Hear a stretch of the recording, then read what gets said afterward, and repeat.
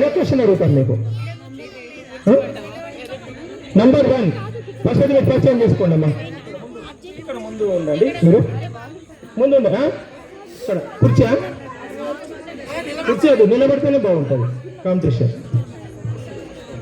అందరికీ శుభ సాయంత్రం. నా పేరు మానస. నేను ఉపాధ్యాయ వృత్తిలో ఉన్నాను. నేను గాంధారి మండల్ ముదెల్లి గ్రామంలో టీచింగ్ చేస్తాను. ఓకే మానస గారు, మొత్తం 8 క్వశ్చన్లో నంబర్ 1 ఎంచుకున్నారు ఈ సామాజిక అంశంలో. సరే, మీ క్వశ్చన్ ఏంటంటే మేడం, ఒక సమాజ అభివృద్ధిలో స్త్రీ పాత్ర ఎలా ఉండాలి? మీకు ఎగ్జామ్ 1 మినిట్ లక్ష్మీ సార్ మీరు మెయింటైన్ చేయాలి. 1 మినిట్ వరకు మీ యొక్క అభిప్రాయం చెప్పాలమ్మా. ఒక సమాజ అభివృద్ధిలో స్త్రీ పాత్ర ఎలా ఉండాలి? సమాజం అంటేనే మన చుట్టుపక్కల ఉండే ప్రతిదీ వస్తుందండి. ఇది మనం బాగుంటేనే మన చుట్టూ చెప్పగలిగే సామర్థ్యం ఉన్న వాళ్ళం అవుతాం. ఫస్ట్ ఆఫ్ ఆల్ స్త్రీ అనేది గొప్పగా అని మనం చెప్పుకోవడం కాదు.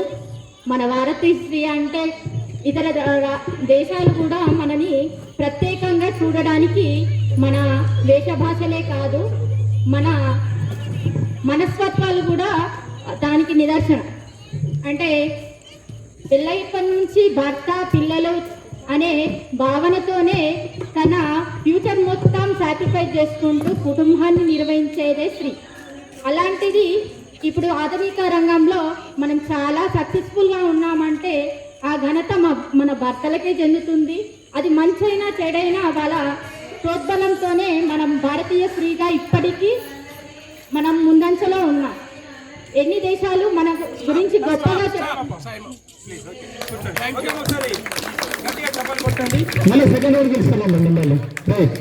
మీరు మెయింటైన్ చేయాలి. నెక్స్ట్ గీతా గారు రావాలి. మీరు ఫస్ట్ ఒక 30 సెకండ్స్ పరిచయం చేసుకోండి అమ్మా. మరి గీత గారు ఫస్ట్ మీ నెంబర్ ఎంచుకోండి అమ్మా. 1 to 8 లో.